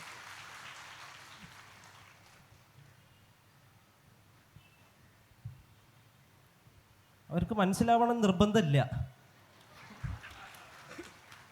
അതിനെ ശ്രമിച്ചിട്ടുമില്ല, മനസ്സിലാകാത്തതാവാൻ ശ്രമിച്ചിട്ടുമില്ല, ആകാത്തതാവാൻ മനഃപൂർവ്വം ശ്രമിച്ചിട്ടുമില്ല. ഓക്കെ, എനിക്കതിനൊരു ഉത്തരവില്ല. ഇടശ്ശേരിയുടെ ഒരു കവിതയിലെ ഒരു വാക്കാണ്, ബിംബിസാരൻ്റെ ഇടയിലെ ഒരു വാക്കാണ്, എന്നെ ഭ്രമിപ്പിച്ചൊരു വാക്കാണ്, വലംപിരിച്ചുരുൾ പുക പോലെ. എന്താണ് ഈ വലംപിരിച്ചുരുൾ പുക എന്ന് എനിക്കറിയില്ല. അപ്പം ഇതൊക്കെ കേട്ടിട്ടാണ് ഞാൻ കവിത എഴുതാൻ തുടങ്ങിയത്. അപ്പം ഇടശ്ശേരി വരികയാണെങ്കിൽ ഞാൻ പറയുകയാണത്, നിങ്ങളുടെ വലംപിരിച്ചുരുൾ പുക പോലൊരു സംഗതി ഞാൻ എഴുതിയിട്ടുണ്ടെന്ന് പറഞ്ഞാൽ ഇടശ്ശേരി ബീഡി വലിക്കുകയാണെങ്കിൽ ബീഡി കെടുത്താതെ ഒരെണ്ണം തരുമായിരിക്കും ചിലപ്പോൾ.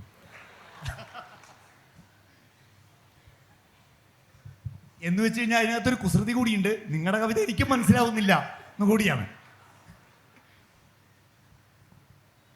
ആഷു പറഞ്ഞത് തന്നെയാണ് ഞാനും പറയാൻ ആലോചിക്കുന്നത്. അങ്ങനെ ഒന്നും എല്ലാവർക്കും മനസ്സിലാകണം എന്നില്ലല്ലോ. അങ്ങനെ മനസ്സിലാകണം എന്ന് ആശിച്ചിട്ടുമില്ല, ആഗ്രഹിക്കുന്നുമില്ല. അങ്ങനെ ഒരു വാശി കൊണ്ടുവന്നിട്ട് എഴുത്തിനകത്ത് അങ്ങനെ കൊണ്ടുവന്നിട്ടുമില്ല. മനസ്സിലാകണമെങ്കിൽ മനസ്സിലായാൽ മതി എന്ന് തന്നെയാണ് വിചാരിക്കുന്നത്. ഞാനിങ്ങനെ ഇടയ്ക്കിടയ്ക്ക് ആ സമയത്തിലേക്കാണ് നോക്കുന്നത്. അതിൻ്റെ ഒരു പ്രശ്നമുണ്ട് എനിക്ക്. എന്തായാലും ശരി, നമ്മൾ ഈ ചർച്ച ഇവിടെ അവസാനിപ്പിക്കുകയാണ്. ഇനിയും ഞാൻ നേരത്തെ പറഞ്ഞതുപോലെ ഇവർ എഴുതുന്നതേ ഉള്ളൂ. ഇവർ നാളത്തെ കവികളാണ്. കവിതയെക്കുറിച്ച് ഇന്നിപ്പോൾ പറഞ്ഞ കാര്യങ്ങൾ ഒരുപക്ഷെ നാളെ ഇവരെ ആവർത്തിക്കണമെന്നില്ല. കാരണം ഇവർ മുന്നോട്ട് പോകും, തീർച്ചയായിട്ടും ഇവർ മുന്നോട്ട് പോവുക തന്നെ വേണം. മലയാള കവിത നേരത്തെ സൂചിപ്പിച്ച പോലെ അങ്ങേയറ്റം ചലനാത്മകമാണ്. പുതിയ ഭാഷ ഇവരൊക്കെ കണ്ടെത്തിക്കൊണ്ടേയിരിക്കുകയാണ്. അതുകൊണ്ട് തന്നെ വായനക്കാരായ നമുക്ക് ഇവരുടെയൊക്കെ കവിതകൾ വായിക്കുമ്പോൾ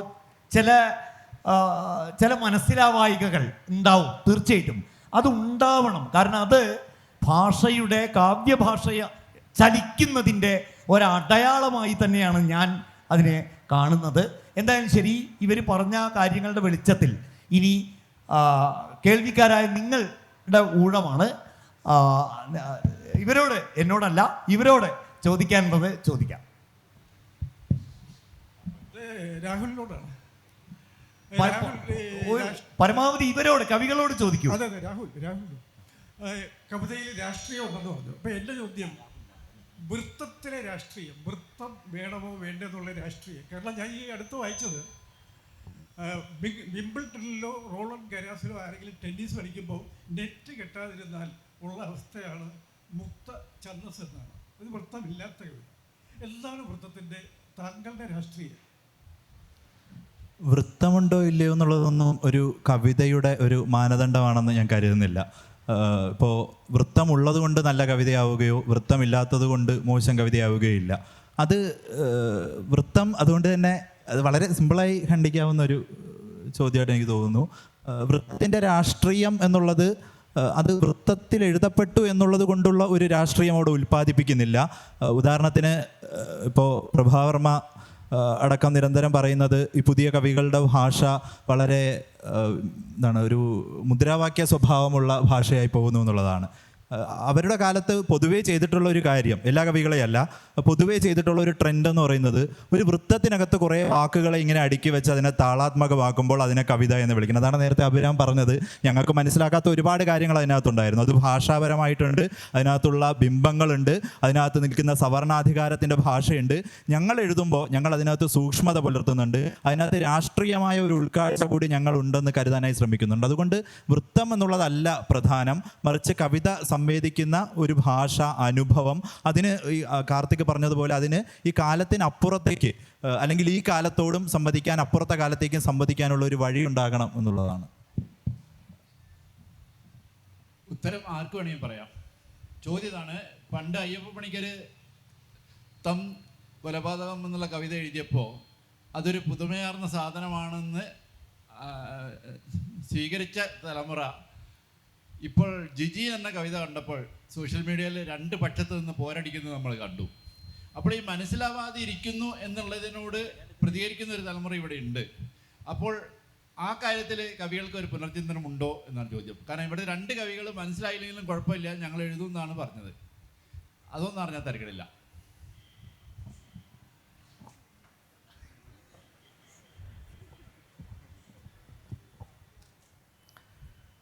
അല്ല, അതിലിപ്പോൾ എനിക്കൊരു പ്രത്യേകിച്ചൊരു അഭിപ്രായമില്ല. എനിക്ക് മനസ്സിലാകുക എന്ന് പറയുന്നത് എന്നെ സംബന്ധിച്ചൊരു കാര്യമേ അല്ല.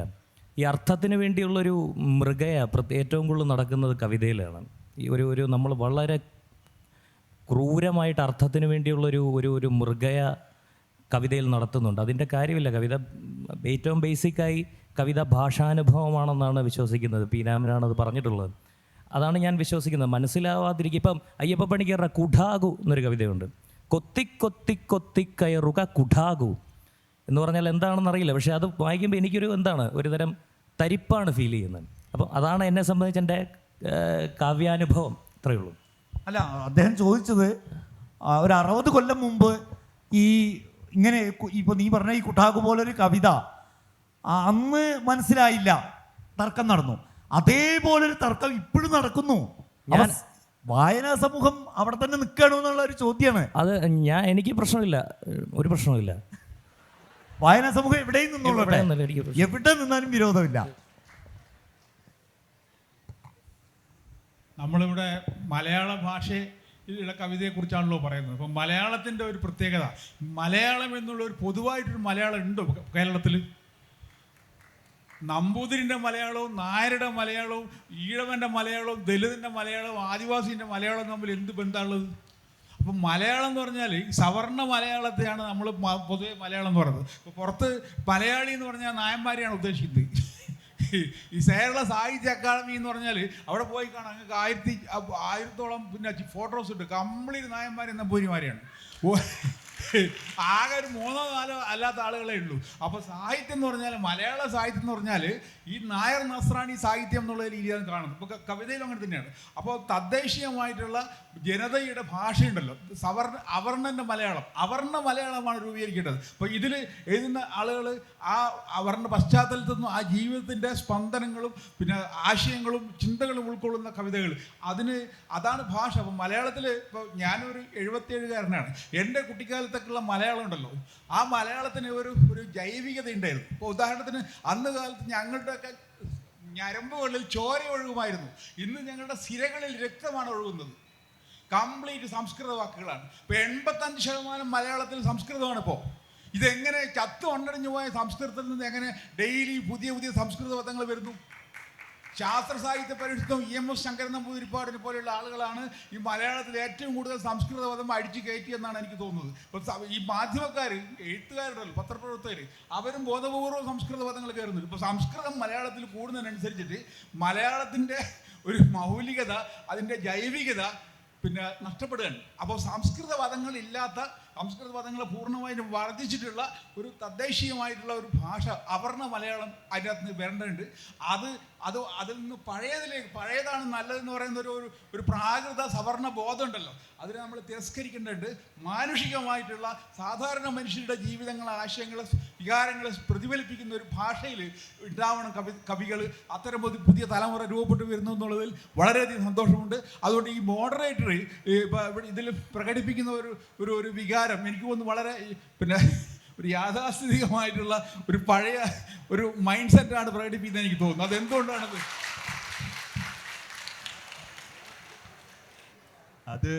അതിന് എനിക്ക് തോന്നുന്നു ഞങ്ങൾ ഉത്തരം പറയുന്നതായിരിക്കും നല്ലത്. ഞങ്ങൾ നേരത്തെ ഇവിടെ പറഞ്ഞൊരു കാര്യമാണ്, ജൻസികളാണ് ഞങ്ങളെന്ന് പറഞ്ഞപ്പോൾ മാഷ് അങ്ങനെ അല്ല എന്ന് പറഞ്ഞു. ഞങ്ങളുടെ കൂട്ടത്തിലെ ജൻസികളാണെങ്കിൽ അതിൻ്റെ ഒരു 10 വർഷം കഴിഞ്ഞ് ജനിക്കേണ്ടിയിരുന്ന ഒരാളാണ് രാമമാഷ്. തല ഇങ്ങനെ മുടി ഇങ്ങനെ നരച്ചിരിക്കുന്നു എന്നുള്ളത് മാത്രമേ ഉള്ളൂ. പിന്നെ അദ്ദേഹം പറഞ്ഞു, രാമമാഷ് ഞങ്ങളിൽ നിന്ന് ഇങ്ങനെ പുറത്തേക്ക് എടുക്കുകയാണ്. കാർത്തിക് പറയണ്ടായിരുന്നു പുറത്തിറങ്ങട്ടെ, ഞങ്ങളോട് ഇങ്ങോട്ട് കയറി വന്നപ്പോൾ പറഞ്ഞുകൊണ്ടിരുന്നത് നിങ്ങൾ വന്നാൽ മതി, ബാക്കി ഞാനത് നോക്കിക്കോളാം എന്ന് പറഞ്ഞു. പക്ഷെ ഇവിടെ വന്നപ്പോൾ ആളങ്ങ് മാറി, എല്ലാവരും കണ്ടു. അപ്പോൾ അതാണ് യഥാർത്ഥത്തിൽ നടന്നത്. അതിൽ മാഷ് ചോദിച്ചൊരു ചോദ്യത്തിൻ്റെ ഉത്തരവ് മാഷ് തന്നെ പറഞ്ഞു. ഇന്ന് 2025 ജനുവരി 25 ഇന്നിവിടെ കോഴിക്കോട് ഇരുന്ന് ഞങ്ങൾ വർത്തമാനം പറയുമ്പോൾ ഈ സവർണാധികാരമുള്ള മലയാള ഭാഷയെ മറികടന്ന ഒരു കാവ്യ സംസ്കാരം മലയാളത്തിൽ അല്ലെങ്കിൽ കേരളത്തിൽ കവിതയിൽ രൂപപ്പെട്ടു വന്നിട്ടുണ്ടെന്ന് ഞങ്ങൾക്ക് അഭിമാനത്തോടെ പറയാൻ കഴിയുന്ന തരത്തിലേക്ക് മലയാളത്തിലെ കാവ്യഭാഷ മാറിയിട്ടുണ്ടെന്നുള്ളതാണ്. അത് ആദിവാസികളുടെ ഭാഷ കവിതയിലേക്ക് കടന്നു വന്നിട്ടുണ്ട്, ദലിതരുത ഭാഷ കവിതയിലേക്ക് കടന്നു വന്നിട്ടുണ്ട്. സകലമാന ജീവിതത്തിൻ്റെ പല ഐഡന്റിറ്റികളുള്ള സകല ഐഡന്റിറ്റികളെയും, നമ്മുടെ ഇന്നത്തെ കാലത്തെ മനുഷ്യരുടെ ജീവിതത്തിൻ്റെ പ്രത്യേകത ഒരു മനുഷ്യനിൽ തന്നെ പല ഐഡന്റിറ്റി പേറുന്ന മനുഷ്യരാണ്. ഈ ഐഡന്റിറ്റികളെ എല്ലാം ആവിഷ്കരിക്കാൻ കഴിയുന്ന തരത്തിലേക്ക് ഭാഷയിൽ നിരന്തരമായ പുതുക്കലുകൾ നടക്കുന്ന, ഒരുപക്ഷെ ഒരു ഭാഷ തന്നെ വേണമെന്നില്ല, ഒരു ചിഹ്നം പോലും കവിതയാക്കി മാറ്റാൻ കെൽപ്പുള്ള തരത്തിലുള്ള ജൻസിക്കാലത്തെ കവികളും അതിന് മുന്നത്തെ കവികളും അതിന് പിന്നത്തെ കവികളും മലയാളത്തിൽ ഇന്നുണ്ട് എന്ന് അഭിമാനത്തോടെ പറയാൻ കഴിയുന്ന രീതിയിലേക്ക് നമ്മുടെ കാവ്യ സംസ്കാരം മാറിയിട്ടുണ്ട് എന്നുള്ള ഒരു ബോധ്യം കൂടി ഞങ്ങൾക്ക് ഇവിടെ ഇരിക്കുമ്പോൾ ഉണ്ട്. അതുതന്നെയാണ് എനിക്ക് തോന്നുന്നു ഈ കാലത്ത് ഞങ്ങൾ കവിതയിൽ കാണുന്നത്. കവിത ഏറ്റവും വേഗത്തിൽ, ശരവേഗത്തിൽ മുന്നിലേക്ക് പോകുന്ന മലയാളത്തിലെ സാഹിത്യ രൂപം ഏതാണെന്ന് ചോദിച്ചാൽ അത് നിസ്സംശയം ഞങ്ങൾക്ക് പറയാൻ കഴിയും, അത് കവിത തന്നെയാണെന്ന്. അങ്ങനെ നമ്മുടെ കവിത ശരവേഗത്തിൽ മുന്നോട്ട് പോകട്ടെ. ഇവരുടെ കവിതയും എൻ്റെ രണ്ട് വശത്തും ഇരിക്കുന്ന ഈ ചെറുപ്പക്കാരുടെ കവിതകളും ശരവേഗത്തിൽ. ഒരൊറ്റ ചോദ്യം. ജെൻസി അല്ല, ഞാൻ 90 കിഡാണ്, തന്തവൈബ. ഈ പുതിയ കാലത്തെ ഭാഷകൾ ഉണ്ടാകുമ്പോൾ എത്രത്തോളം, പ്രവീണയോടാണ് ചോദ്യം, എത്രത്തോളം നിങ്ങൾ ലിംഗസമത്വത്തിൽ അധിഷ്ഠിതമായ പുതിയ വാക്കുകൾ കണ്ടെത്തുന്നുണ്ട്? ഞാൻ എൻ്റെ ഫേസ്ബുക്കിൽ കുറിച്ചു വെച്ചൊരു വാക്കുണ്ട്, ഒന്നാമളും അവളവളും നിഘണ്ടുവിൽ എത്താത്തിടത്തോളം കാലം സമത്വം, ലിംഗസമത്വം ഒട്ടനവധി ദൂരെയാണ്. എത്രത്തോളം, എനിക്ക് മുമ്പ് സംസാരിച്ചു വെച്ച ആളുടെ പേര് എനിക്കറിയില്ല, അദ്ദേഹം പറഞ്ഞു വെച്ച പോലെ അവർണ ഭാഷകൾ, സംസ്കൃതത്തിൻ്റെ ആധിക്യം കുറഞ്ഞ് അവർണ ഭാഷകൾ കയറി വരുന്ന മലയാള കവിതയിൽ എത്രത്തോളം പുതിയ കാലത്തെ കവികൾ പുതിയ വാക്കുകൾ കണ്ടെത്തുന്നുണ്ട് എന്നാണ് ചോദ്യം.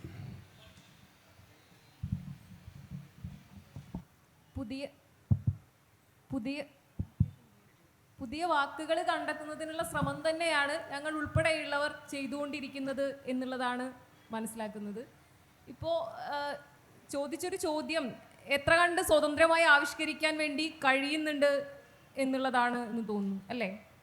ആണെന്ന് തോന്നുന്നു. ഇപ്പോൾ അവൾ എന്നുള്ളത് എത്ര കണ്ട് സ്വതന്ത്രമായി ആവിഷ്കരിക്കാൻ സാധിക്കുന്നു എന്നുള്ളതാണ്. അത് അതിൻ്റെ പരമാവധിയിൽ നിന്ന് അവനവൻ്റെ സ്വാതന്ത്ര്യ ബോധം എന്താണോ, അതിൻ്റെ ആവിഷ്കാര തലത്തെക്കുറിച്ച് അവനവൻ എന്താണോ ചിന്തിക്കുന്നത്, ആ നിലയ്ക്ക് തന്നെ നിന്ന് ആവിഷ്കരിക്കാൻ വേണ്ടി ഞാൻ എൻ്റെ എഴുത്തിനകത്ത് ശ്രമിച്ചിട്ടുണ്ട് എന്നുള്ളതാണ് അതുമായി ബന്ധപ്പെട്ട് പറയാനുള്ളത്. അങ്ങനെ ഓരോരുത്തരും അതിനകത്ത് ശ്രമിക്കുന്നുണ്ട് എന്നുള്ളത് തന്നെയാണ് മനസ്സിലാക്കുന്നത്. അത്തരം ശ്രമങ്ങൾ നിരന്തരം ഉണ്ടായിക്കൊണ്ടിരിക്കുന്നുണ്ട്. അതിൻ്റെ ഭാഗമായിട്ട് തന്നെയാണ് ദളിത് കവിതകൾ ഉണ്ടാകുന്നത്, സ്ത്രീപക്ഷ കവിതകൾ ഉണ്ടാകുന്നത്, ഇങ്ങനെയുള്ള സാഹചര്യങ്ങളെല്ലാം രൂപപ്പെട്ടു വരുമ്പോൾ അതിനെ വായനാ സമൂഹം സ്വീകരിക്കുകയും ചെയ്യുന്നത് അത്തരം ശ്രമങ്ങളുടെ രാഷ്ട്രീയപരമായ ഉന്നതി കൊണ്ട് തന്നെയാണ് എന്ന് തന്നെയാണ് മനസ്സിലാക്കുന്നത്. അല്ല പിറകോട്ടായിരുന്നെങ്കിൽ വായനാ സമൂഹം ഇതിനെ തള്ളിക്കളയുമായിരുന്നല്ലോ. അല്ല, മുന്നോട്ടാണ് എന്നുള്ളത് കൊണ്ട് തന്നെയാണ് ആ നിലയ്ക്ക് സ്വീകരിക്കപ്പെടുന്നത് എന്നുള്ളതാണ് മനസ്സിലാക്കുന്നത്.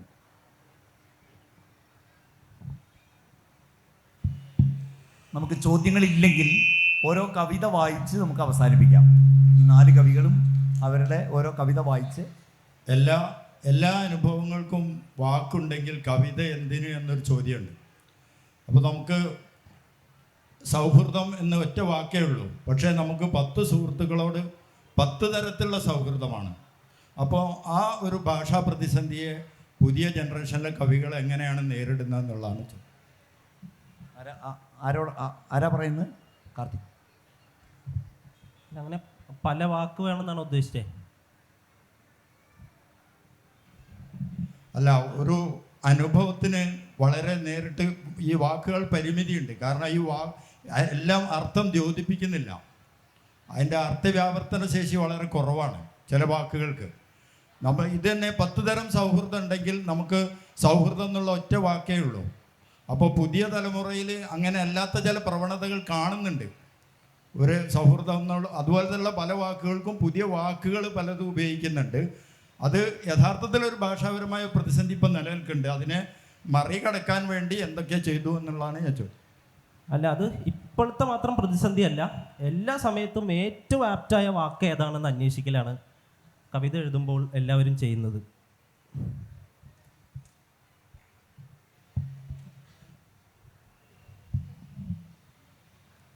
എനിക്ക് ചോദിക്കാനുള്ളത് കാർത്തികിനോടാണ്. ശരിക്കും പറഞ്ഞാൽ നമ്മൾ കവിത എഴുതുന്നത് കൊണ്ട് വായനക്കാർക്ക് എന്തെങ്കിലും വികാരം ഉണ്ടാക്കിക്കണമെന്ന് നിർബന്ധമൊന്നുമില്ല. അത്തരം എല്ലാ വരേണ്യതകളെയും മറികടന്നുകൊണ്ടാണ് നമ്മൾ ഇപ്പോൾ എഴുത്തിൽ നിലനിൽക്കുന്നത്. പക്ഷെ എനിക്ക് തോന്നുന്നത് ഇപ്പം നിങ്ങൾക്ക് ഒരിക്കലും ഭാഷാപരമായി ഒരു മാറ്റം കൊണ്ടുവരാൻ പറ്റിയില്ല, തൃപ്തിയില്ല, അങ്ങനെയൊന്നും പറയേണ്ട ആവശ്യമില്ല. അപ്പം ഞാൻ കാർത്തികിൻ്റെ ക്ലിങ് ഇവിടെ പറഞ്ഞല്ലോ, ഇവിടെ പലരും അത് വായിച്ച് കാണില്ല, പുസ്തകം വന്ന് തുടങ്ങിയല്ലേ ഉള്ളൂ. അപ്പോൾ ഈ ക്ലിങ് കട്ടിലും വന്ന 5ൻ്റെ ഒരു കൊട്ടൻ നിലത്തേക്ക് കുറച്ച് 2 വരിയല്ലേ ഉള്ളൂ, ഞാൻ വായിക്കാം. ഈ ശബ്ദം മാത്രം അത് പോരല്ലോ ശരിക്ക്, ബാക്കി ക്ലിങ് ഒച്ചകളൊക്കെ ചോദ്യം.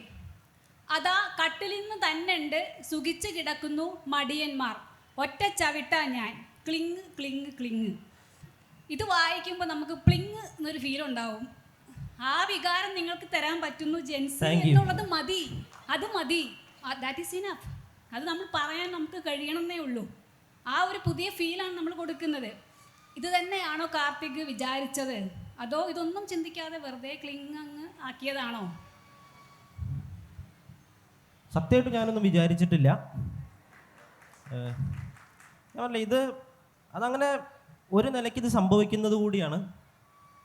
അത് കൃപ ചേച്ചി അത് വായിച്ചതിനുള്ള സന്തോഷം. Thank you. അത്രയേ ഉള്ളൂ.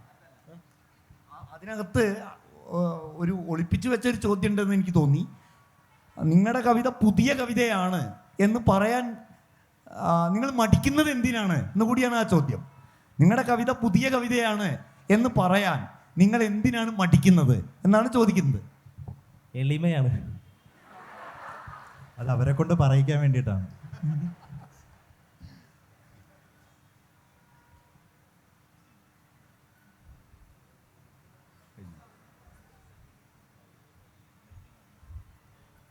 സമയം കഴിഞ്ഞു.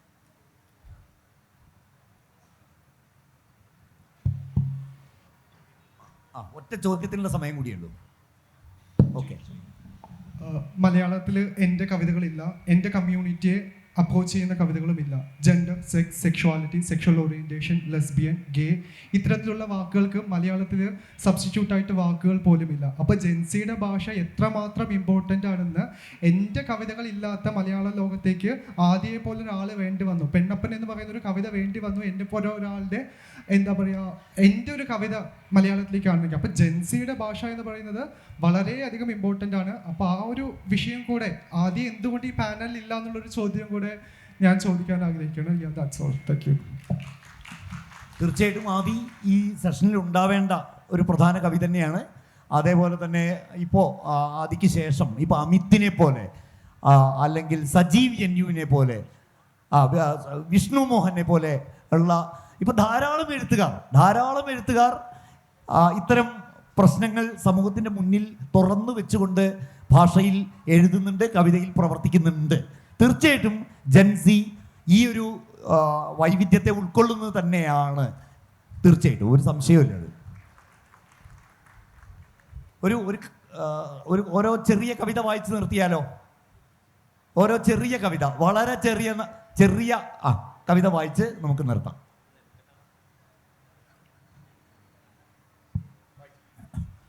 കവിത നേരം പരപരാന്ന് കറുക്കണ വൈകുന്നേരം എന്ന കവിതയാണ്. അപ്പൻ കുത്തിന് പിടിക്കണ കഞ്ഞിക്കലം വേവാണ്ട് കിടപ്പുണ്ട്. എടീ പുന്നാരമോളേന്ന് തൊള്ളകേറിക്കാരണ അപ്പൻ്റെ യാട്ടു കേൾക്കാണ്ട് തള്ളയ്ക്ക് ഉറക്കമില്ല. പലപ്പോഴും പള്ളയ്ക്ക് കത്തി കേട്ടണമെന്ന് വിചാരിച്ചതാ. അവിടെ ഒരു കല്ലുണ്ട്, അതാ നമ്മുടെ ദൈവമെന്ന് അപ്പൻ എപ്പോഴും പറയാറുണ്ട്. പിന്നെയും കരുതും പോട്ടെ അപ്പനല്ലേന്ന്. അപ്പനൊന്ന് ചിരിക്കണ കാണാൻ മൂടുകീറിയ നിക്കറുമിട്ടുകൊണ്ട് പണ്ടൊക്കെ ഒത്തിരി ഓടിയിട്ടുണ്ട്. പിന്നെ മനസ്സിലായി ചിരിക്കാറില്ല എന്ന്. ഒരീസം അപ്പൻ ചന്തേന്ന് ഇറച്ചി 1 കിലോ, ഉള്ളി 1/2 കിലോ, മസാലയൊന്ന്, ചട്ടിയൊന്ന് മേടിച്ച് പറ്റിലെഴുതി. അപ്പൻ അറിയില്ലായിരുന്നു ഇറച്ചിക്കൊക്കെ ചോദിക്കാനും പറയാനും ആളുണ്ടെന്ന്. അപ്പൻ അറിയില്ലായിരുന്നു ഇറച്ചിക്കൊക്കെ ചോദിക്കാനും പറയാനും ആളുണ്ടെന്ന്. കവലയെന്ന് പറഞ്ഞ വഴി കുറ്റിക്കാട്ടിലിട്ട് ചെറിയ കഷ്ണങ്ങളാക്കി വെട്ടി വൃത്തിയായി പൊതിഞ്ഞ് അവരപ്പനെ വീട്ടിലോട്ട് വിട്ടു. അപ്പനാന്നറിയാതെ അമ്മ അടുപ്പത്തിട്ട് നന്നായി വേവിച്ചു. ഉള്ളിയും മസാലയും ഉപ്പും മുളകും ഇട്ട് വരട്ടി. ഇറച്ചി ആദ്യമായിട്ട് കഴിക്കണം ഞങ്ങള്. മുക്കുമുട്ട തിന്നു. അപ്പന് കുറച്ച് മാറ്റി വെച്ചു. എന്തോ അപ്പൻ വന്നില്ല. അപ്പൻ എങ്ങോട്ടോ പോയതാ. അപ്പൻ എങ്ങോട്ടോ പോയതാ. ബാക്കി വച്ച കഷ്ണം മൂലയിൽ ആറിയാറി ഇരിപ്പുണ്ട്. എന്തോ അപ്പൻ വന്നില്ല. അപ്പൻ എങ്ങോട്ടോ പോയതാ. ബാക്കി വച്ച കഷ്ണം മൂലയിൽ ആറിയാറി ഇരിപ്പുണ്ട്. ഒരു ചെറിയ കവിതയാണ്. കവിതയുടെ പേര് ശ്രീകാന്ത്. മാലാഖകൾക്ക് വലിയ ഇഷ്ടമാണ് ശ്രീകാന്തിനെ. അവർ തലയിൽ ചൂടുന്ന വളയങ്ങൾ സിഗരറ്റ് പുകയൂതി ഉണ്ടാക്കി വിടുന്നത് അവനാണല്ലോ. ഞാൻ ഒഴിച്ച് വേറെ ആരും ഇക്കാര്യം ഗൗനിച്ചില്ല. വലിയ തീപിടുത്തത്തിൽ മാലാഖകൾ വന്ന് ഞങ്ങളെ മാത്രം എടുത്തുയർത്തി രക്ഷിച്ചപ്പോഴല്ലാതെ. Thank you. അഭിരാം. അസുലഭം ഈ ഭാവം 1989 പകലെന്ന് തോന്നിക്കാത്ത ഒരു പകലിൽ, മഴയെന്ന് ഉറപ്പു പറയാൻ പറ്റാത്ത ഒരു മഴയിൽ, സ്വയം നഷ്ടപ്പെട്ട ശലഭങ്ങളെക്കുറിച്ചോർത്ത് ചായ കുടിക്കുന്നതിനിടയിൽ കൃഷ്ണൻകുട്ടിയുടെ മുഖത്ത് വിടർന്ന ഒരു പ്രത്യേക ഭാവം പിന്നീട് എത്ര ശ്രമിച്ചിട്ടും അയാൾക്ക് വിടർത്താൻ കഴിഞ്ഞില്ല. എത്ര പകലുകൾ മാറി വന്നിട്ടും, എത്ര മഴകൾ മടിച്ചു പെയ്തിട്ടും, ശലഭങ്ങളെക്കുറിച്ച് എത്ര ചിന്തിച്ചിട്ടും ആ മുഖഭാവം കൃഷ്ണൻകുട്ടിക്ക് വഴങ്ങിക്കൊടുത്തില്ല. കൃഷ്ണൻകുട്ടി ഒരു നടനല്ലാത്തത് അയാളുടെയും നമ്മളുടെയും ഭാഗ്യം. വീണ്ടും ഒരിക്കൽ അത്തരമൊരു ഭാവം ഞാൻ കാണുന്നത് ഇപ്പോൾ ഇത് വായിച്ചു കേൾക്കുന്ന നിങ്ങളുടെ മുഖത്താണ്. ഉള്ളത് പറയട്ടെ, കൃഷ്ണൻകുട്ടിയേക്കാൾ ആ ഭാവം ഇണങ്ങുന്നത് നിങ്ങൾക്കാണ്. നിങ്ങൾ ഒരു മഹാനടൻ തന്നെ. പ്രവീണ. കവിത പതുക്കെ. കുണ്ടരിപ്പാടത്ത് നടിയിലാണ്. തവളകളുടെ മേളം താളത്തിൽ മുറുകുന്നുണ്ട്. അടുപ്പിൽ നടീലുകാർ പെണ്ണുങ്ങൾക്കുള്ള കുത്തരിക്കഞ്ഞി തിളയ്ക്കുന്നു. കനലിൽ വീതനപ്പുറത്ത് ഉണക്കമുളക് പൊള്ളച്ച് തൊണ്ട കാറുന്നു. അരക്കല്ലിൽ പുളിങ്കുരു തെറുപ്പിക്കാൻ മറ്റൊരാൾ താളമിടുന്നു. പെണ്ണുങ്ങൾ അങ്ങനെ പലതരം മേളത്തിൽ അടുക്കളയിൽ ചക്കിലോടുന്നു. വടക്കിനിയിൽ ചോർച്ചയുണ്ട്. അച്ചമ്മ കുത്തിയിരുന്നു മുറുക്കി മഴത്തുള്ളികൾ എണ്ണി തിട്ടപ്പെടുത്തി. ഇടയ്ക്കൊക്കെ തളത്തിലേക്കും അടുക്കള കോലായിലേക്കും റോന്തിനിറങ്ങി. കുട്ടികൾ ഞങ്ങൾ ഉമ്മറക്കോലായിൽ തോട്ടിലൊടുക്കാനുള്ള കളിവഞ്ചികൾ ഉണ്ടാക്കി. കഞ്ഞിക്കലം തോളിലേറ്റി ചെറിയച്ഛനും കളിവഞ്ചികൾ സഞ്ചിയിലാക്കി ഞങ്ങളും പാടവരമ്പത്ത് ഹാജരാവും. പെണ്ണുങ്ങൾ കഞ്ഞി കുടിക്കണ നേരത്തിലാണ് വഞ്ചി ഒടുക്കൽ. ഞങ്ങൾ 5 ചേർന്ന് തെക്കും വടക്കും നോക്കി 10 എണ്ണം. ഞാറ്റുകണ്ടത്തിൽ പെണ്ണുങ്ങളുടെ സൊറ കേട്ട് പാട്ടുകേട്ട് വഞ്ചികൾ അങ്ങനെ തോട് താണ്ടി ഏവൂർ പുഴ നോക്കി ഇടഞ്ഞുപായി. എന്നും ഞങ്ങളുടെ വഞ്ചിയിലെ യാത്രക്കാർ കരിയുറുമ്പുകളാണ്. എപ്പോഴും ആദ്യം മുങ്ങിയത് കുഞ്ഞുണ്ണിയുടെ വഞ്ചികളും പൊരുതി തോൽക്കുന്നത് എൻ്റെ വഞ്ചികളുമാവും. സ്കൂളിൽ പോണ വഴിക്ക് ഏവൂർ പാലത്തിന് ചോട്ടിൽ നിന്ന് താഴേക്ക് നോക്കി ഞങ്ങൾ എന്നും വഞ്ചികൾ തിരയും. ഒരിക്കലും ഒരെണ്ണവും കണ്ടില്ല. പാതി വഴിക്ക് മുങ്ങിച്ചത്ത കരിയുറുമ്പുകൾക്കും വഞ്ചികൾക്കും പുഴക്കരയിൽ ആദരാഞ്ജലി വയ്ക്കും. ദുരന്തത്തിൻ്റെ ഖേദം ചുമന്ന് ക്ലാസ്സിലിരിക്കും. സ്കൂളിൽ നിന്ന് പോരുമ്പോൾ മുങ്ങിപ്പോയ വഞ്ചികളെ തിരയാൻ 10 വഞ്ചികളും സൈന്യങ്ങളും പാലത്തിന് ചോട്ടിൽ നിന്ന് എന്നും ഞങ്ങൾ ഒടുക്കും. അവയൊന്നും ഒരിക്കൽ പോലും കുണ്ടനി തോട്ടിയിലെത്തില്ല. എങ്കിലും ഋതുഭേദങ്ങളില്ലാതെ ഞങ്ങൾ വഞ്ചികൾ ഉണ്ടാക്കിക്കൊണ്ടിരുന്നു. കുണ്ടനിപ്പാടത്ത് ഞാറുകാലം കഴിഞ്ഞ് കൊയ്ത്തുകാലം വരുമ്പോൾ തോട് വറ്റും. അപ്പോൾ തൊട്ടപ്പുറം കനാലിൽ ഒടുക്കും വറ്റും. തോടും കനാലും ഏവൂരെത്തും. വഞ്ചികളും യാത്രക്കാരും പാതി വഴിക്കും. പതുക്കെ വടക്കിനിയിൽ ചോർച്ച മാറി. കുണ്ടനിപ്പാടം പറമ്പുകളായി. തോടൊഴുകാൻ മടിച്ചു നിന്നു. നടിയിലു പെണ്ണുങ്ങളെ കാണാതായി. അടുക്കളയിൽ എന്നെയും ചേർത്ത് പതുക്കെ കലർപ്പിൻ്റെ താളത്തിൽ ചക്കോടി. ഒഴുക്കാൻ ഒഴുക്കില്ലെങ്കിലും ഞാൻ എന്നും വഞ്ചികൾ ഉണ്ടാക്കി എൻ്റെ ചക്കിലാട്ടി. പതുക്കെ യാത്രക്കാരില്ലാതെ അവ മുങ്ങിപ്പൊന്തി. നന്ദി.